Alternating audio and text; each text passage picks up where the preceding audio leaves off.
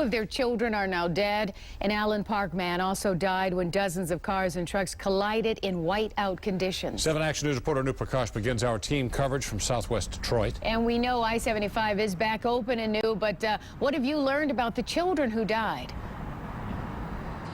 Well, Carolyn and Stephen, so heartbreaking. It was a 7-year-old boy and a 9-year-old girl. Right now, investigators with Michigan State Police say that they are related, but they're not sure exactly how. They may be stepbrother and sister. The mother, who was in that same vehicle, we're told, is in critical condition still. The father has non-life-threatening injuries, and we're told it's believed that whiteout conditions caused at least the first of the multiple crashes. It was squalling and the roads were icing over and it just seemed to just happen all at once. Out of nowhere, whiteout conditions here along southbound I-75 near Springwells were the start of multiple crashes during this morning's rush hour. It was horrible. Cars just spinning out all over the road everywhere. Paul Roper and his family were on their way from the Thumb to Atlanta for vacation when their Honda was hit. That crash was one of several within a mile-long stretch of the freeway. At least 30 vehicles were involved. Traffic backed up for miles. Michigan State Police say 3 people were killed, a 7-year-old boy and a 9-year-old girl, both in the same car from Windsor. And in a separate crash a little farther south on I-75, a 57-year-old man from Allen Park was killed. We believe from all the witness reports is we did have a snow squall come through at the very beginning. That caused the initial crash.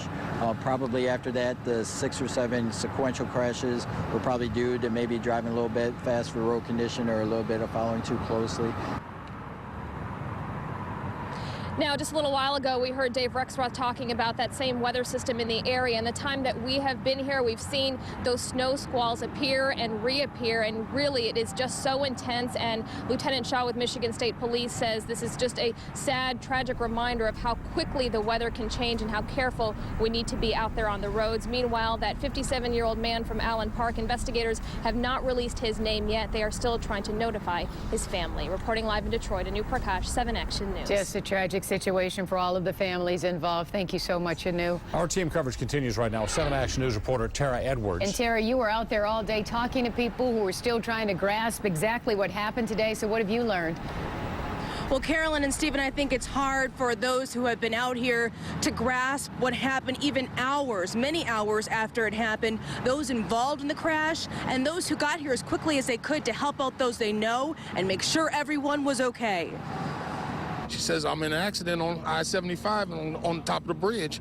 She says she needed some help, and I told her I was on my way. Joel was hoping to help tow his friend's car, but wasn't able to get to her. He had to wait, as did other friends and family members of the victims.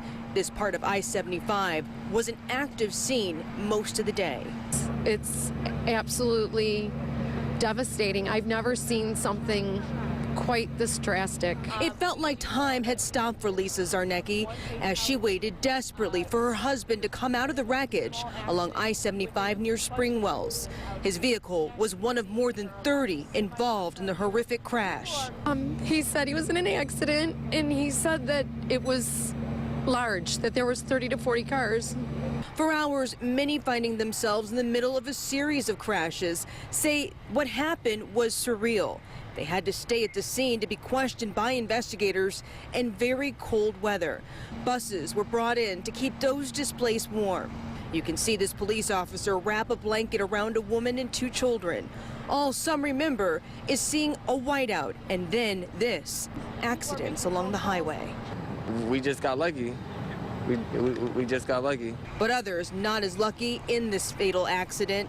Zarnecki grateful her husband is okay and will hug him a little tighter tonight. Seeing this is just beyond understanding. I'm very thankful. This is absolutely horrible for all the families out there. And Carolyn and Stephen, absolutely everyone we spoke to says that their thoughts and prayers will go out to the families of those who lost their lives. They're also hoping for a full recovery for everyone who was taken to the hospital. Live in Southwest Detroit along I-75, Tara Edwards, 7 Action News. Carolyn, Stephen. All right, Tara, thank you for that work tonight and all day long. It's been a long day for you. We do appreciate the information you've been giving us. And you know,